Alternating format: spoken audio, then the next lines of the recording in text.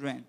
Leave them in God's hands. So, what are the issues that the children now who want to get married may have?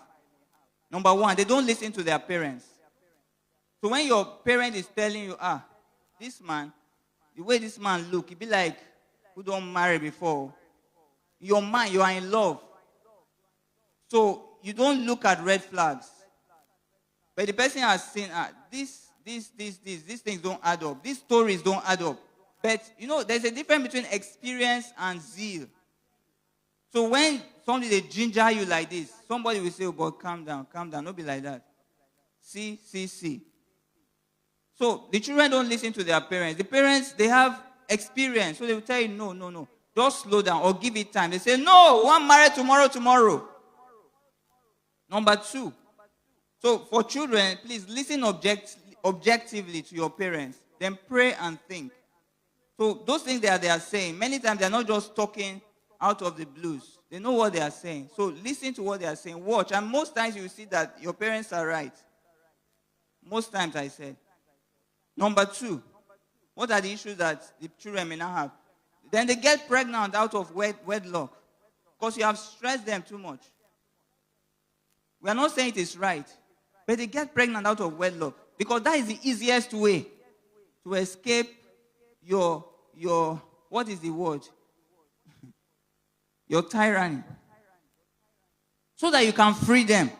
Then when they get pregnant, the marriage will be hurriedly done. You were so strict. Sharp, card will just come out.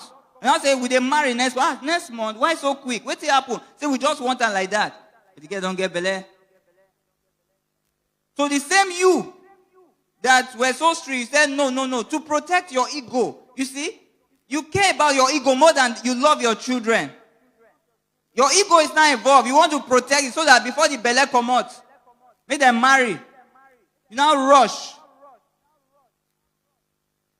Your ego, they did it so that they will bruise out your ego, so that you will shut up for life.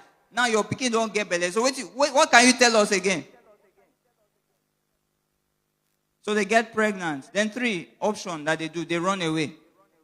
Sometimes they run away from home. And this is not always too high. But I need to understand first that in Nigeria, there are 3 recognized ways to get married. 1, you have the customary wedding, which is traditional marriage. 2, you have the court wedding. And 3, you have the church wedding. So, for the court wedding, you get a court certificate. You understand? So, you can actually decide and say, we want to go to court. So, when you go to court, give them file intention to get married. They give 21 days notice and all that for anybody that has anything against you. Then, after that, you can go and get married in the court. Do what you need to do there. Get your witnesses. They will marry you, and it's legit.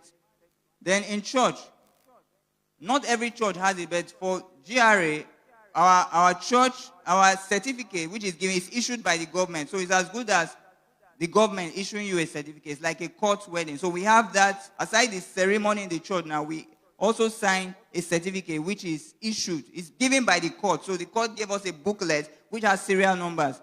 So it has triplicates. We take one, the court takes another, and you take another one. So those are recognized ways to get married. Then also there is the traditional marriage. Some give certificates, some do not. So we are saying that don't put yourself under too much pressure of a white wedding. If you go and marry traditional marriage, you are married in the sight of God. What you can do as a Christian, you say, okay, Pastor, bless our union, bless our marriage. And it is okay. If you go to court and get married, and your parents have given consent, you are married in the eyes of God. You can go the extra mile and meet the church and say, bless the marriage.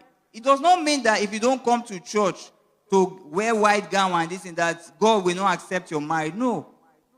It begins with parental consent. A man shall leave his father and his mother. Did you see, and they shall do wedding there? It's not there now. So this was only developed over time for convenience. And then as Christians, for us to also show that we identify with our body, with the church. So that's why we do it in church. But for me, it's now becoming stress because you think of how you're going to feed 1,000 people, do party and all that. You may never get married in the next 600 years.